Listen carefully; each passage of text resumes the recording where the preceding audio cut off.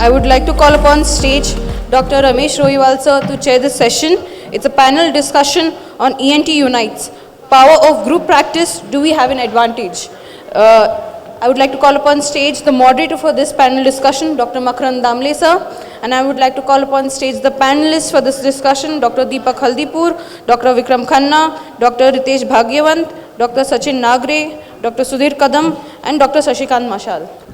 I would have liked to start by saying good afternoon, friends, but I think I'll start by saying good evening, friends. I think 6 of us on stage, 7 of us on stage are the only people who stand between the 15 of us off stage, between going home and ending this conference. So I'm going to buck the trend and I'm going to try and finish this panel before time. So before I start the panel, I would like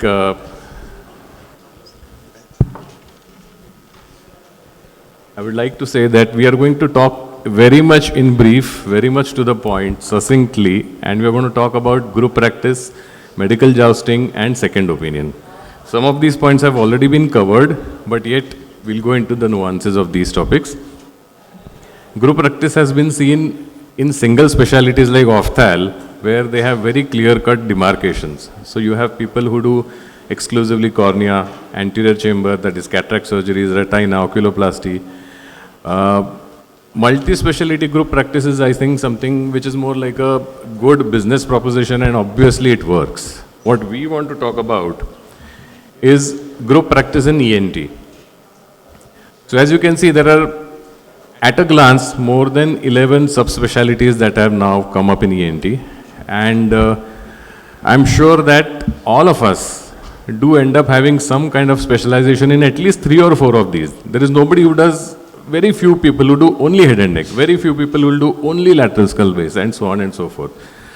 So therein lies the problem, that when you're talking about group specialty and you want people to be with you and you want them to cover all parts of your specialty, there's a surgical assistance, helping hand. It's a no-brainer that when people come together, you share premises, you share real estate cost, you share expenses related to equipment. Nowadays, it's become humanly impossible for, say, a middle-class person to, have all these kind of technological apparatus in their single specialty hospital. So first of all, let me start by asking, out of the 6 of us on stage, or 7 of us, how many people are into ENT group practice? We can just right now have a show of hands. So there are at least 3 or 4 of us who are into exclusive ENT group practice. So if I can start with you, Dr. Ritesh sir, what is your experience when it comes to single specialty group practice? Actually speaking, my career post-MS and after post-MS training, I have set up a small clinic. Then after 2 years, I set up a 5-bedded ENT hospital. And then I have joined a group which was already working with 2 people, and I was the 3rd one, and the 4th one I joined, and we have a combined hospital with a combined super specialty ENT practice.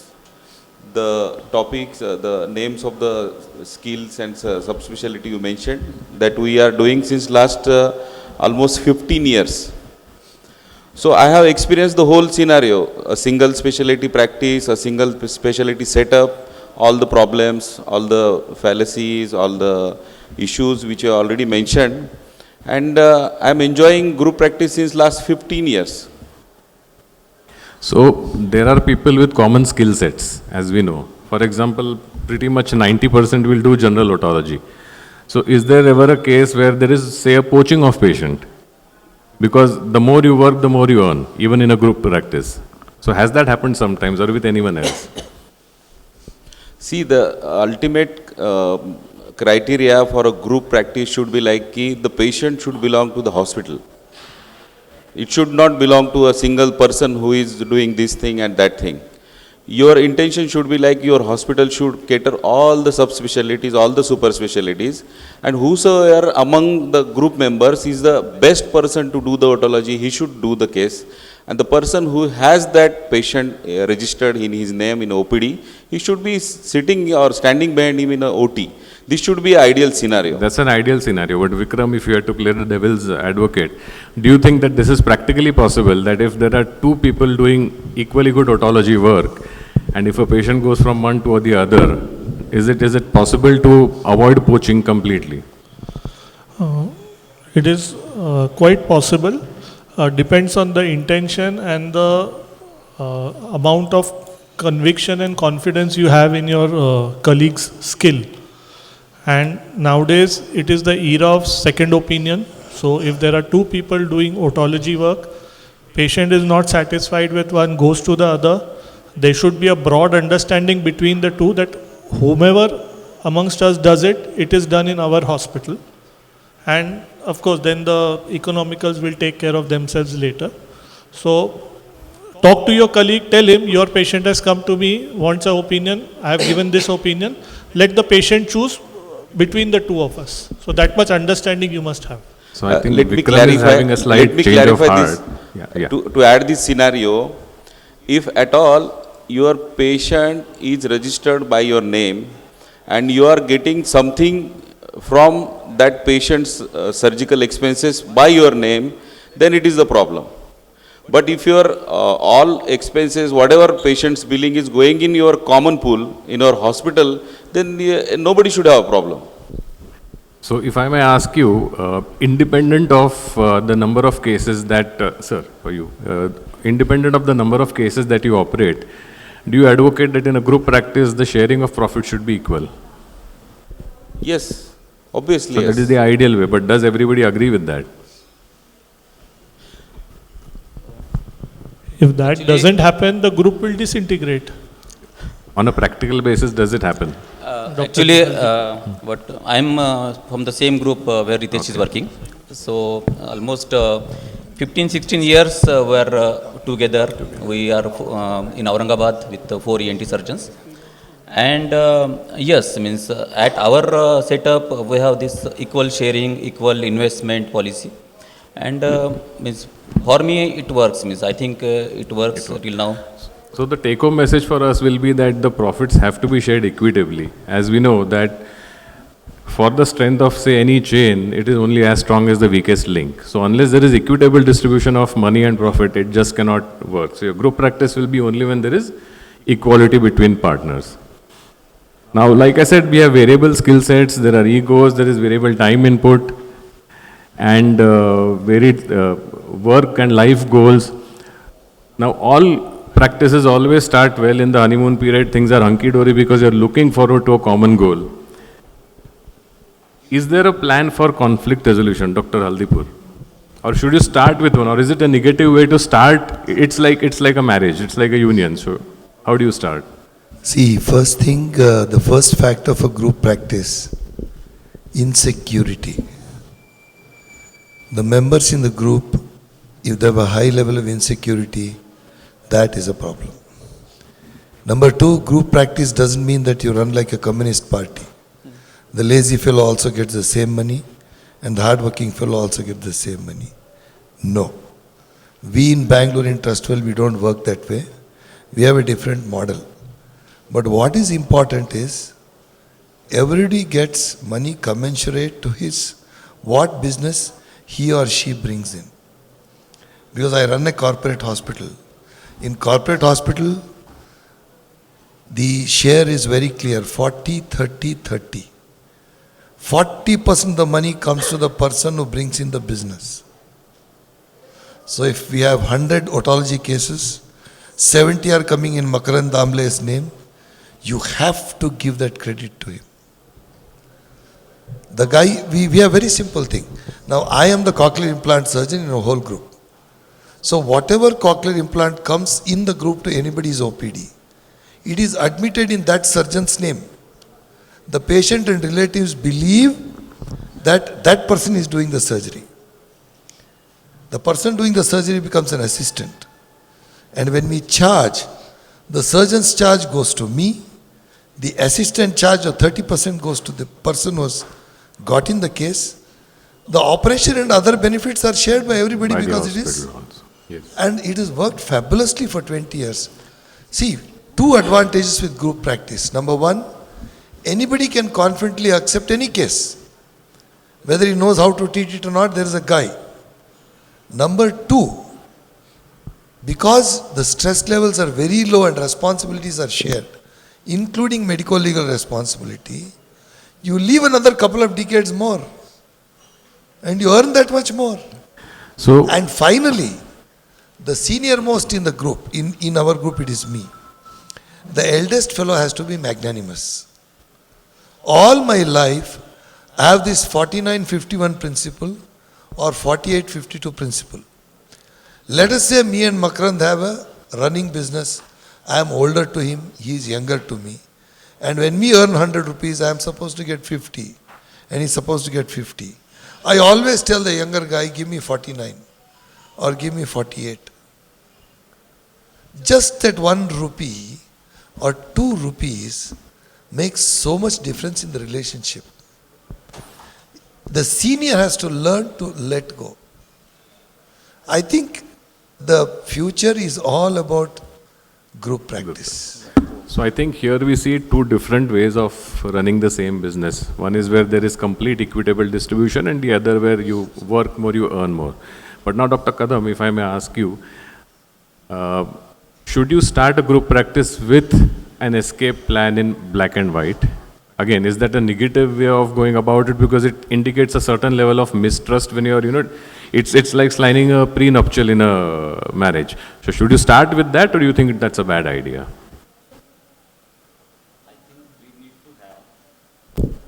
We need to have formal agreement and also exit plan, both, on paper. On paper. That is definitely good.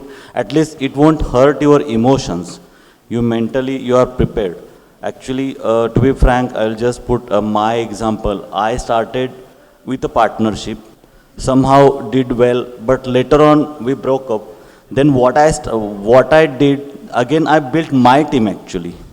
So we are 4 ENT surgeons, again having together practice. I have distributed field. I mean, vertigo, there is one person doing. I will never touch that. Okay, otology, one person is doing.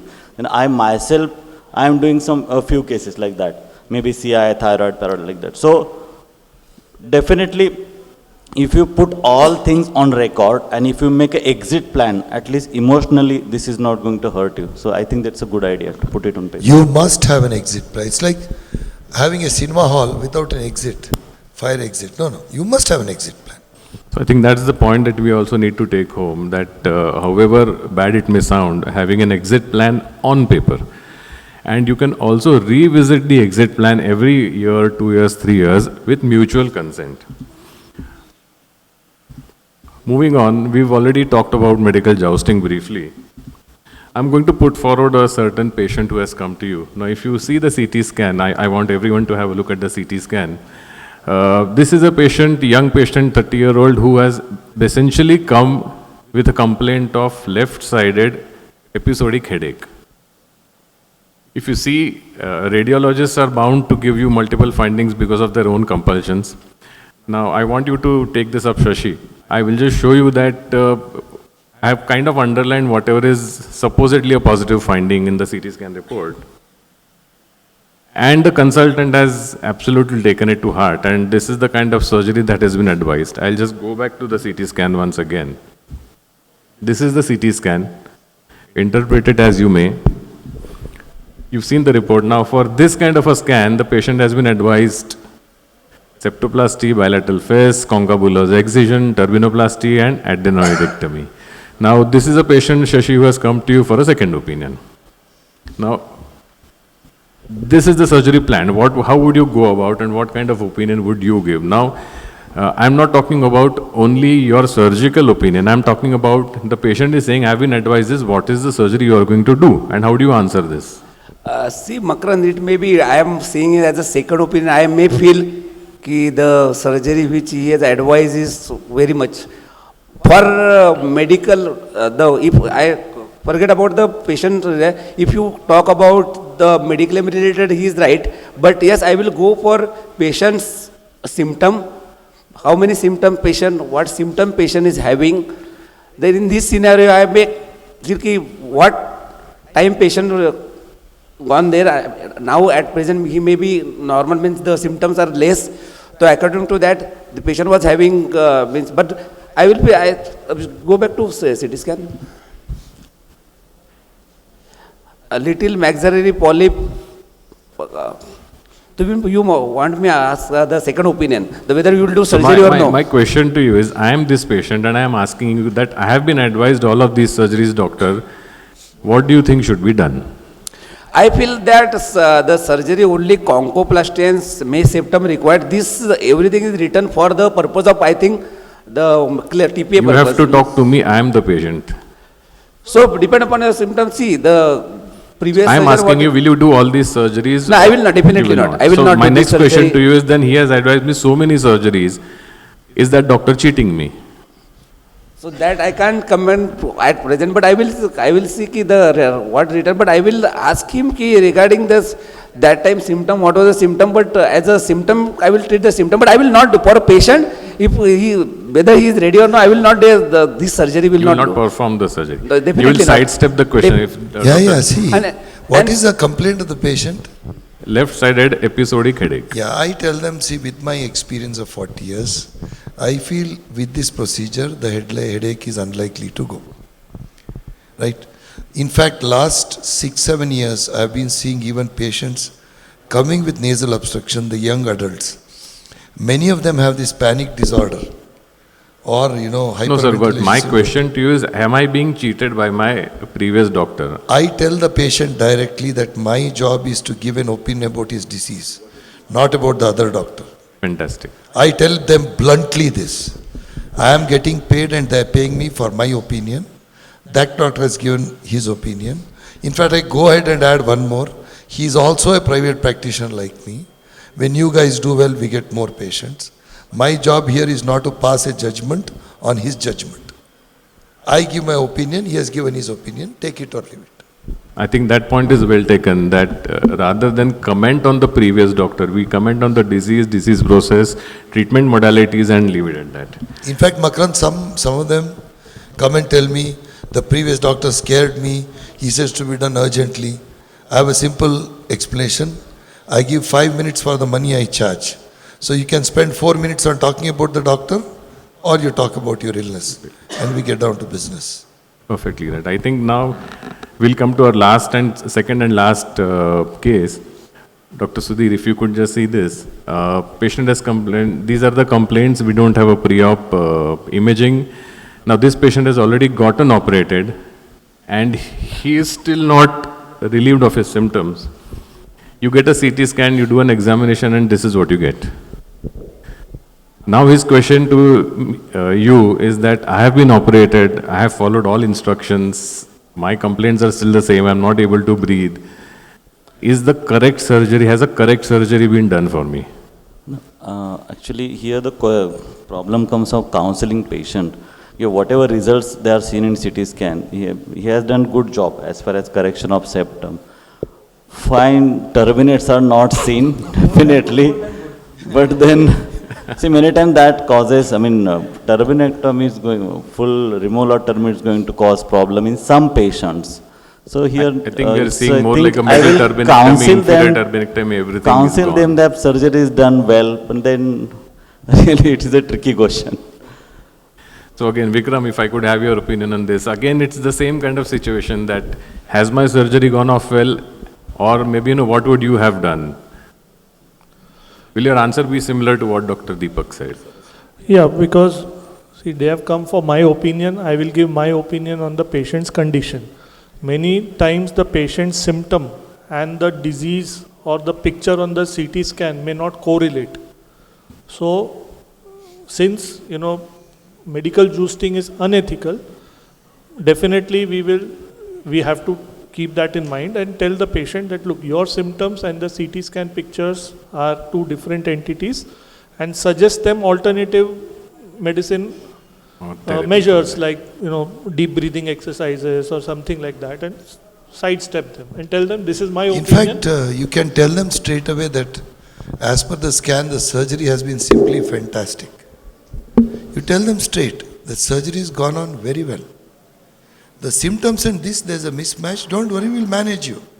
In fact, I am one of the biggest prescribers of antidepressants, antipsychotics. They form 40 to 50% of my entire ENT prescriptions today. And some of them come and ask me also after Googling. And I tell them, no, that is at the dosage of 125 mg. This for the symptoms 20 mg.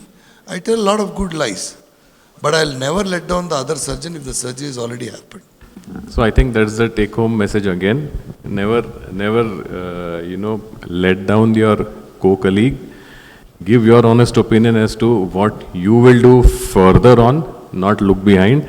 And I think we'll stick to our promise and end this panel 5 minutes early. In fact, the last line should be, शीशे के महल में रहने वाले दूसरों के छत के ऊपर पत्थर नहीं फेंकते. That will always, your karma returns, it will come back to you. At least in my state, I have excellent relationship with all the 1,100 ENT surgeons we have. Even their own operated cases. Because another statement I didn't do in my talk, I don't believe in this empty nose syndrome business. Many of the times it's empty brain syndrome. The patient indication was different. Surgery was done on the findings. Doesn't matter. Once it is your colleague, you cannot let him or let her down. Certain basics, even if the other person is bad-mouthing you, doesn't matter. If your reaction is the same as that person, फिर फर्क क्या रहा? And my 34 years, it's been very enriching. Please do group practice. And you keep on seeing, when you badmouth somebody, you start feeling bad yourself. And when you tell somebody, when you see such a slide, and you say, fantastic surgery has been done, and you repeat it 3 times, damn it, what the patient feels. You feel good about yourself. It does something to your self-esteem.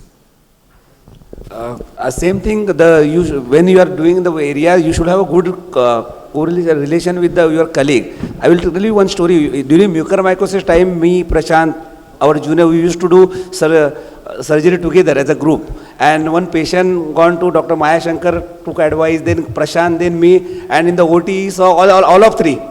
So he said कि अरे ये तीनों doctor को तो मैंने दिखा है. मैं बोला भी तीनों डॉक्टर तो we can increase our charges now. So that is, we say that it was a big surgery so that everyone is there. So your relation between the colleague, now a lot of group. So I think that is most important. And all youngsters should have a local mentor. They have to establish a good relation with the local mentor.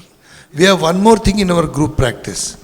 If a youngster, the youngest person in our practice, does a case, and there is a small complication or untoward this thing, then I immediately say, I come into the picture. I tell him, put my name also in the case sheet. Shared responsibility. And next I go and talk to that patient. I want to ask something. I also want to ask. You finish first. No, you. I have some different questions. See, all you are talking is about the private practice or a group practice done by 2 people together with either equity or 40-30. What is your opinion if you want to take a junior person who has just passed out or who has 2 to 3, 4 years of experience, if you want him to join, what should be the terms and conditions? Whether what is... Arey bhai, it is very, very simple. In fact, the most difficult thing is when you practice with your contemporaries. When you practice with a younger person, there are 2 options. One is a monthly payment and another is giving perks. What is your opinion? See, we follow a simple principle in our hospital, probably in all corporate hospitals. I can put you in one of the categories. If you are a MGR, minimum guarantee guy, then whether cases happen or not, monthly we give you something. But the months that you do very well, you won't get the actuals, you get an increment. Or you can go for fee for service.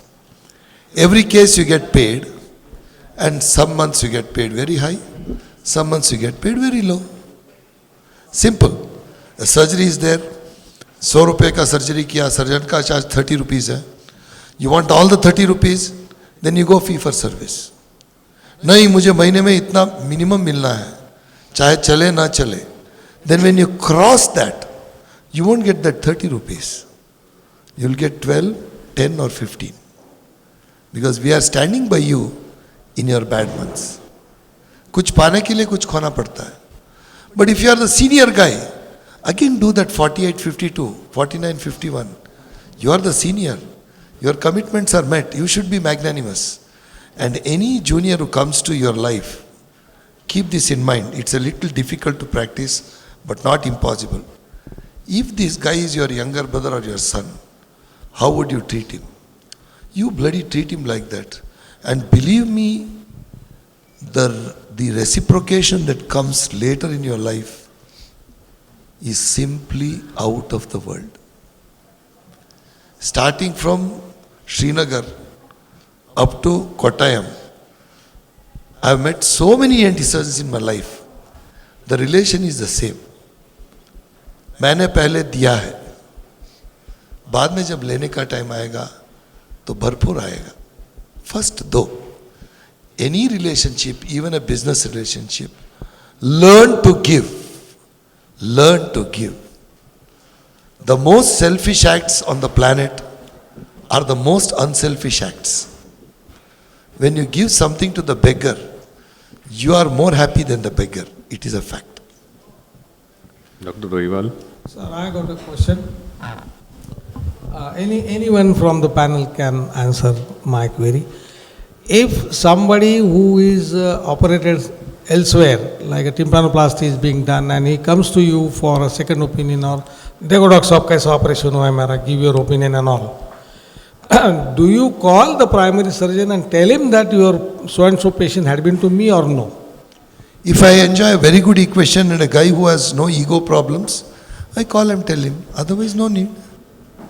And one more thing, I get today, out of 70 OPDs I see, 50 are second opinions or 20 are fifth opinions, God knows. I get a lot of patients where the primary surgery has failed. Yeah, There true. is a perforation. That's the reason they come for a second opinion. There is a perforation. They have gone to another surgeon who has told them there is a perforation. Now they have come to me for the surgery. At the same time, they are worried. Now what do we do? They tell us, sir, the first surgery has failed. Now what is the guarantee with the second one? Yeah, they do ask. I tell them, boss, you get your daughter married. Marriages happen. January 1st to December 31st. 5 to 10 end up in divorce.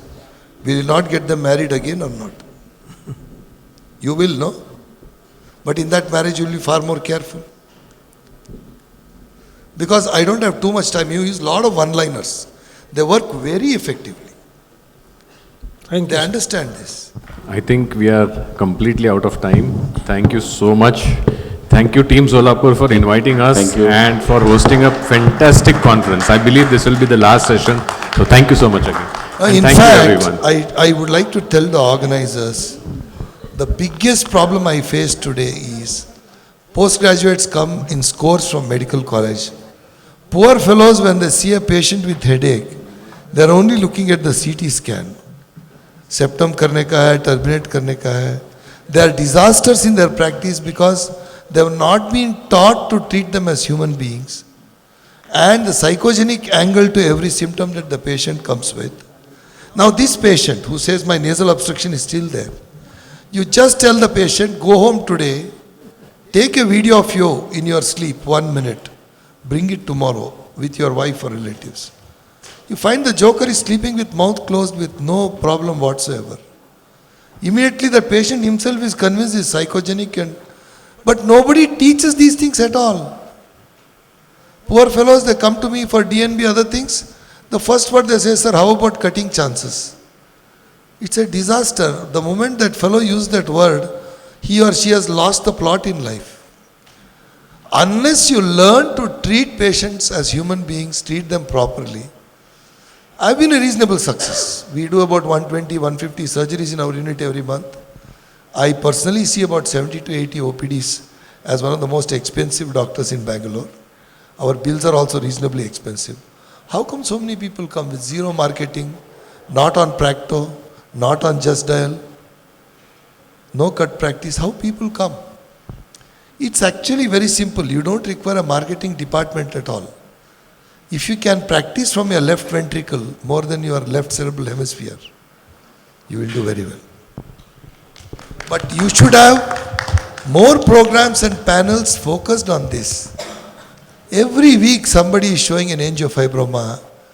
Every day somebody is showing fest on Facebook. You have enough material on YouTube that you can see Richard Kennedy doing or Richard Harvey doing, David Kennedy doing.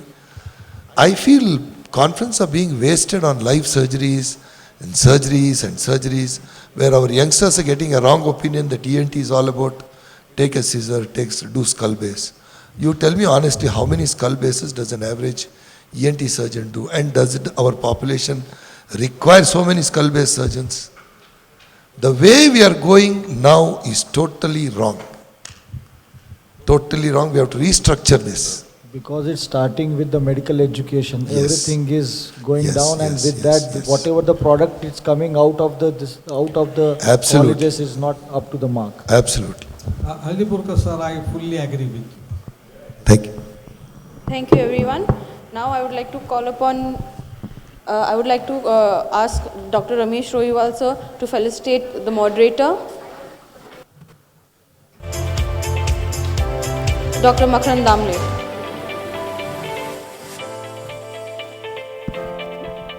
I've always appreciated Makarand Damle, the way he keeps things precise, authoritative. I still remember what Avinash Deshmukh sir told about him, about Ekaranti, and he is one. I would also request Dr. Ramesh Rohiwal sir to felicitate the panelists, Dr. Deepak Haldipur, Dr. Vikram Khanna, Dr. Ritesh Bhagyawant, Dr. Sachin Nagre, Dr. Sudhir Kadam, and Dr. Shashikant Mhashal sir.